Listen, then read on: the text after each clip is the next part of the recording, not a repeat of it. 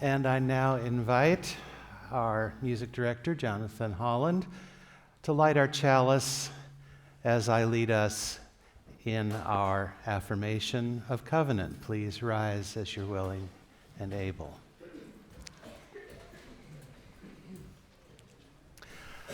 Love is the doctrine of this church. The quest for truth is its sacrament, and service is its prayer.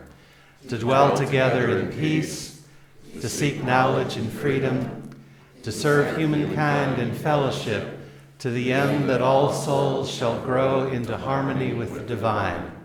Thus do we covenant with each other. Please be seated. Our shared vision for this church is that we are here to build the beloved community. We gather to do that through shared worship, responsible spiritual freedom, exploration, and reverence. These activities help us to embrace our interconnectedness and work to transform ourselves individually and collectively, and our world toward love and justice. I believe that a beloved community is one where love is our teaching and service is our prayer. Whenever two or three or any number of us are gathered in a beloved community, a community where each regards the others as beloveds, we really lean into the teaching of love, the prayer of service, and the awareness that justice is what love looks like in the public square. And so we invite ourselves, long-timers and newcomers alike, not to leave your cares at the door, for they are part of you. Bring your whole self here, because that is the only way to become whole. The Unitarian theologian Henry Nelson Wyman wrote of the brush pile life and the big tree life. I think that's a vivid image for us just now.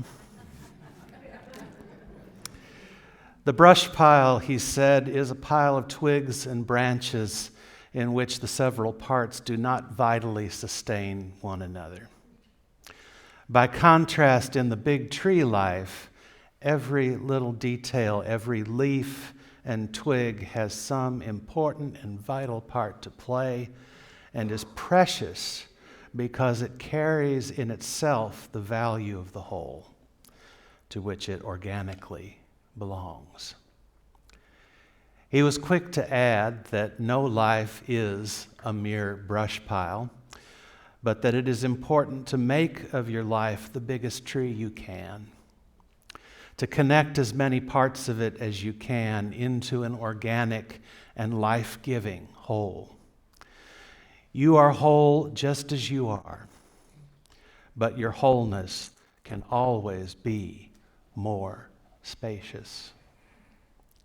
There is room in you for all that you are, but there is work for you to do to arrange it that way. As our opening song said, this is a place of grace, of losing and finding our way upon the winding road, meeting and parting, stumbling and starting over. Every story is sacred here, even yours.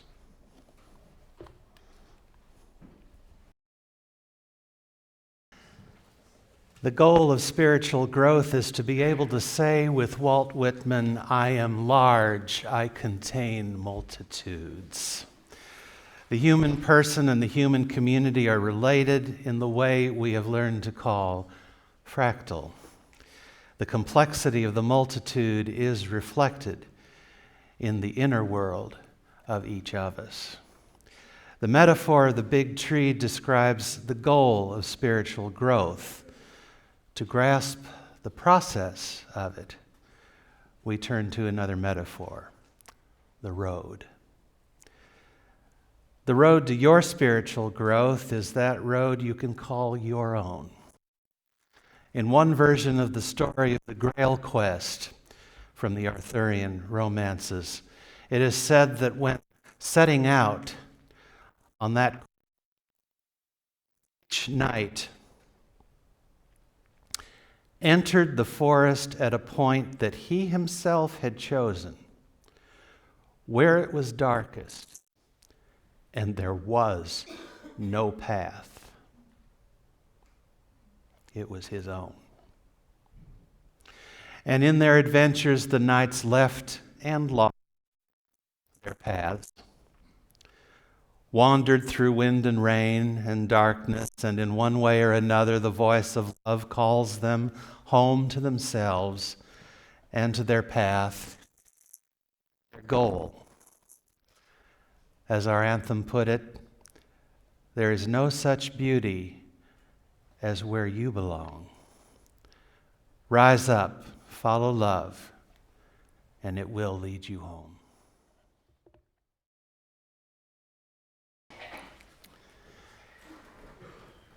We live together in a world whose complexity mirrors our own, and each of us also inhabits an inner world entirely our own, shaped by this shared complex world, but unique. No two of our inner worlds are quite the same.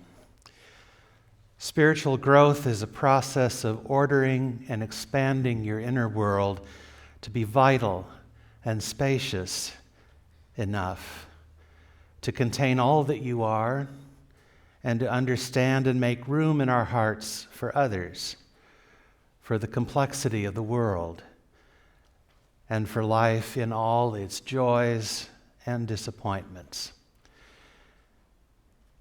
And So It Goes is a song about intimacy, and it describes the experience of intimacy pretty well. One can hear the lyrics as a manipulative lover laying on a guilt trip. If you were to leave, I'll blame myself.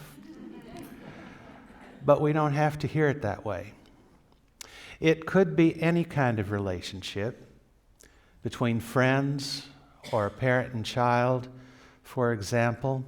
When a relationship ends of any kind, in any way, we can doubt ourselves afterward. Did I do something wrong?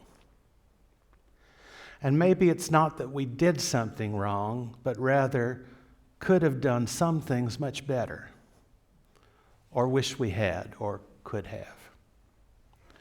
The narrator in this song has had some relationships come to an end and is wrestling with the expectation that this one might not work out. That a relationship working out is only partly in his control. Billy Joel wrote it, so I'll say he. But the dynamic we're thinking about here isn't gendered, nor is in the song is the you he addresses.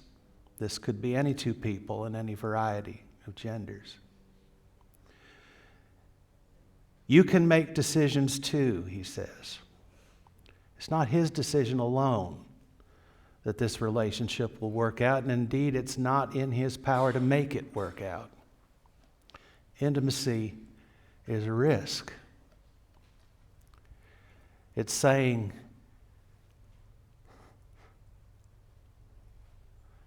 you can have this heart to break. I offer it. That's a risk.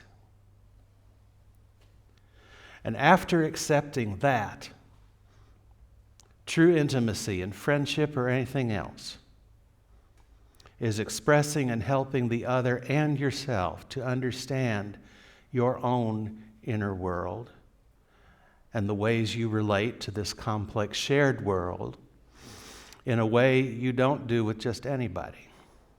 Being forthcoming with your perceptions and feelings and willing to risk being misunderstood or judged or rejected, risking the heartbreak that comes of those kinds of response, especially when you can honestly say to this companion, you're the only one who knows.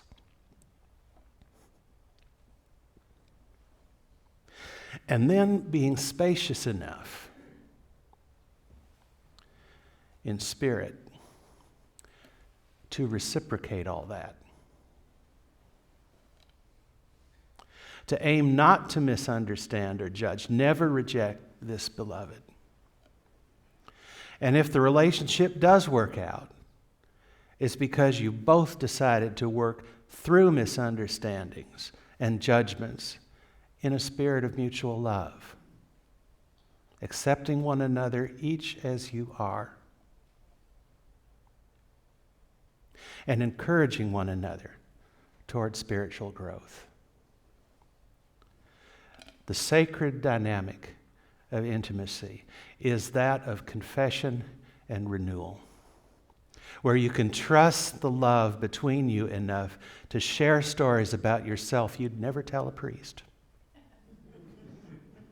and come away from that sharing with a blessing of appreciative understanding and the prospect of growth.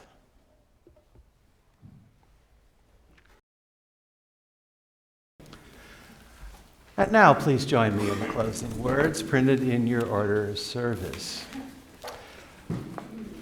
Go out into the world in peace, have courage, hold on to what is good, return to no person evil for evil, strengthen the faint-hearted, support the weak, help the suffering, honor all beings. How can I keep from singing? So may it be. Amen.